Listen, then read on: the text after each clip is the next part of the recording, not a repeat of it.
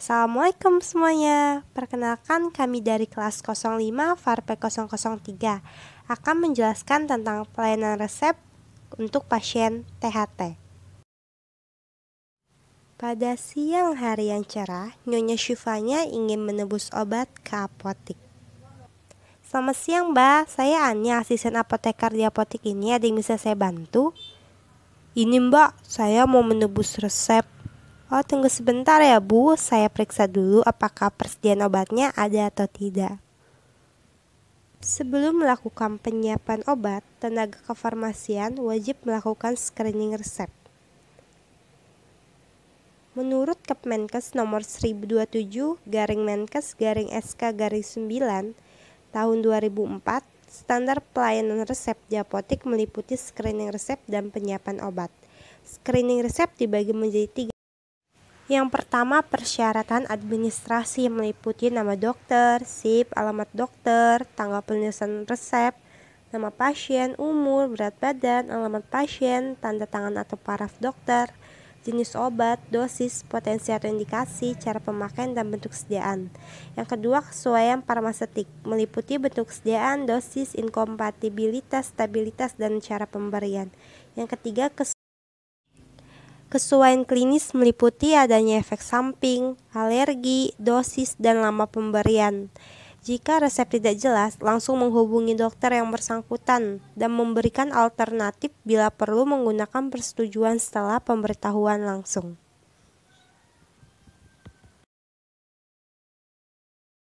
Setelah melakukan screening resep, apoteker bisa melakukan penyiapan obat. Apoteker yang bertugas di apotik harus memperhatikan dan menjalankan fungsi penyiapan dan penyerahan obat sebagai wujud tanggung jawab dalam melayani pasien. Adapun bentuk dari penyiapan obat sebagai berikut. Penyiapan obat dibagi menjadi 5. Yang pertama itu peracikan. Merupakan suatu kegiatan menimbang, mencampur, memasukkan dalam wadah, dan memberikan etiket. Dalam peracikan obat harus sesuai prosedur, tetap dengan mempertimbangkan dosis, jenis obat, dan penulisan etiket yang benar. Yang kedua, penulisan etiket obat harus jelas dan dapat dibaca oleh pasien. Yang ketiga, kemasan obat yang diserahkan harus rapi dengan wadah yang sesuai agar terjaga stabilitasnya.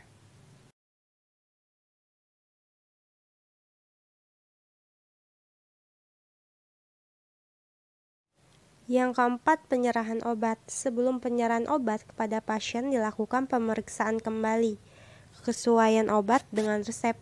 Obat harus diserahkan apoteker dengan memberikan konseling kepada pasien. Yang kelima, informasi obat. Apoteker wajib memberikan informasi obat kepada pasien dengan jelas, etis, dan mudah dimengerti. Informasi yang diberikan merupakan kegunaan obat, cara penggunaan, cara penyimpanan, jangka waktu pengobatan, dan makan atau minuman yang harus dihindari. Di sini ada contoh resep gangguan pada telinga.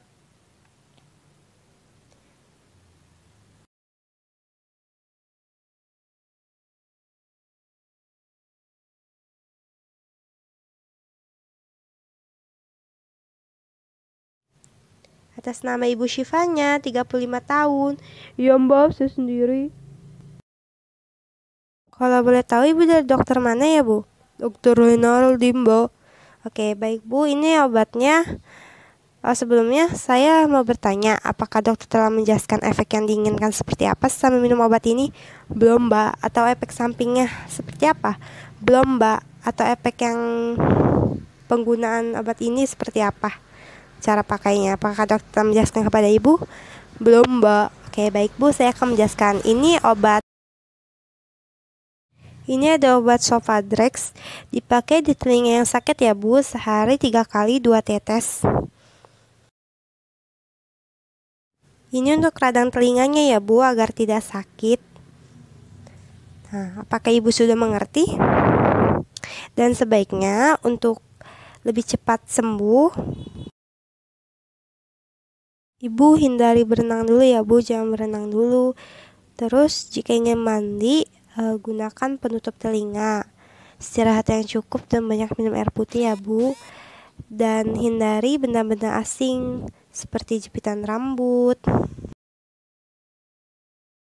Jangan menekan atau membersihkan telinga dengan benda-benda tajam, karena itu akan memperparah peradangan. Baik Bu, apakah Ibu sudah mengerti? Sudah, Mbak.